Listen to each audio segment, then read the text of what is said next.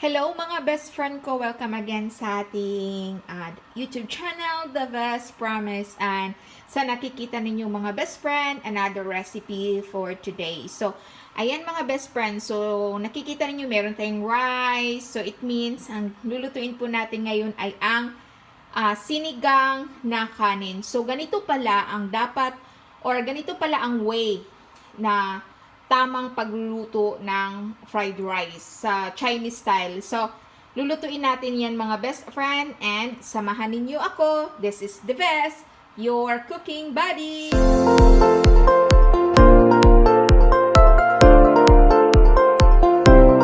Ayan ang mga best friends. So, ang ingredients natin mga best friend ay ito. Unang-una ang ating rice. Ayan. Inano na natin siya, leftover na rice. Ayan. And then, meron tayong garlic, meron tayong shrimp, at lalagyan natin ng shrimp para mas masarap. Meron tayong onion na minced onion, slice na maliliit. Meron tayong, ano tawag ito? Luncheon meat.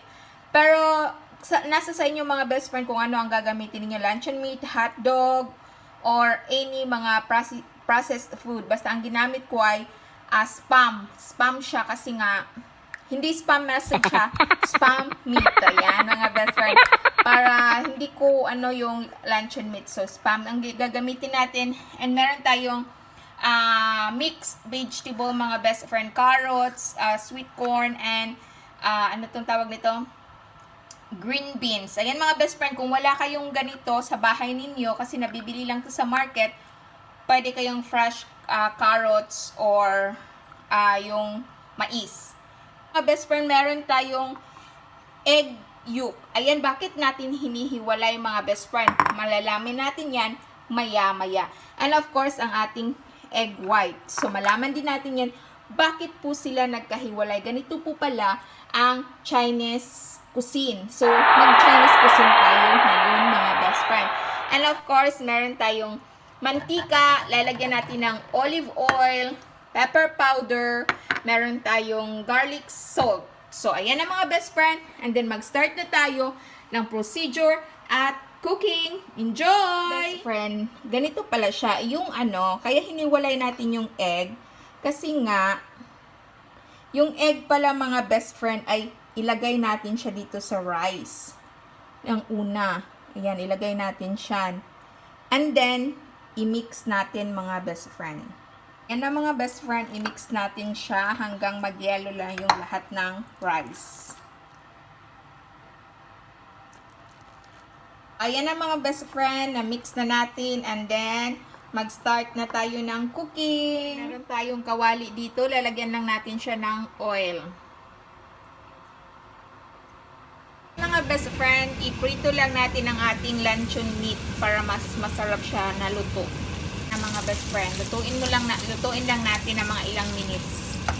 Ayan na mga best friend, luto na siguro, luto na siya mga best friend. Ilagay na natin ibang sangkap. Tapos ilagay lang natin siya sa gilid. Ilagay natin ang ating bawang. Ayan, and then i-mix lang natin mga best friend. Ng mga best friend, and then ilagay na natin ang ating sibuyas. Mix ang ating shrimp mga best friend.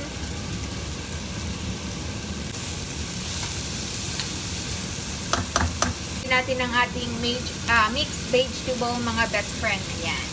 And then mix. Mga best friend, ito lagyan natin ng konting sesame oil. Ayan. Siya ng konting garlic salt. Ang pepper powder. And then mix mga best friend. Best friend, takpan natin ng mga ilang minutes, 2 minutes, para iluto lang yung shrimp. A few moments later. Mga best friend, after 2 minutes, titikman na natin ang ating niluto. So, ayan na mga best friend, luto na yan. I-set aside muna natin siya mga best friend. Ayan na mga best friend, set aside na natin. And next procedure na Next procedure na tayo mga best friends. So, keep watching. Same kawali para yung lasa andyan lang. Maglagay lang tayo ng konting mantika. Nilagay ko na mga best friend. Ilagay natin yung ating rice. Ayan na mga best friend. Sa mantika lang to, and then i-mix lang natin siya mga best friend. Yan ang mga best friend, ano lang, keep on mixing lang siya hanggang medyo hindi na magdikit-dikit yung rice natin.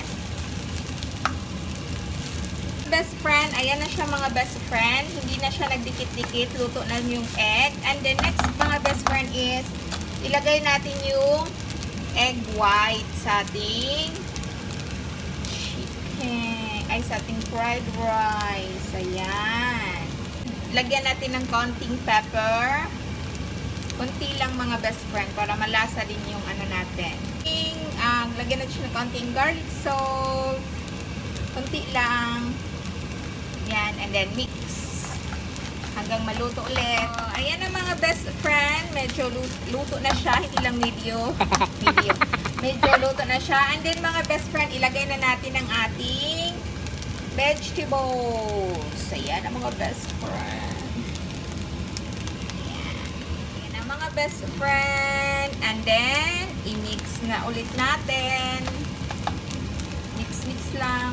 Mga best friend, ayan na, luto na siya. And of course, ang the best part is tikiman time. So, titikman natin ang ating niluto mga best friend kung okay na ba yung timpla. So, kuha lang tayo ng konti. Ayan, tikiman na for you mga best friend ko.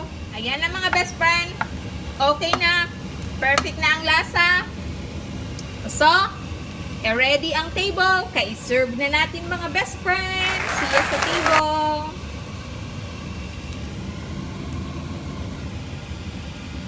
So, mga best friend, here our fried rice, Pinoy-Chinese style. Ayan, pero mostly is Chinese style siya kasi nga sa Chinese ko siya kinuha ang idea. Pero may kaibahan lang kasi Pinoy ang nagluluto. So, ayan na mga best friend. So, ayan na po with ating spam. Mag-message wag spam ha. Char mga best friend. So, and let's enjoy eating mga best friend. And shout out sa lahat ng ating the best viewers. And thank you very much. I really appreciate your support and enjoy eating. So, ayan na mga best friend. Ito na po ang ating recipe for today. Ang ating Chinese fried rice. Ayan, Chinese style fried rice. And kung nagustuhan niyo po ang recipe na ito, pwede niyong lutuin. And please comment down below kung ano po yung review ng inyong Chinese fried rice. And meron po tayong spam meat, ang ating naiwan na spam meat sa kakainin natin. Mga best friend, and shout out everybody. And thank you very much. Enjoy eating.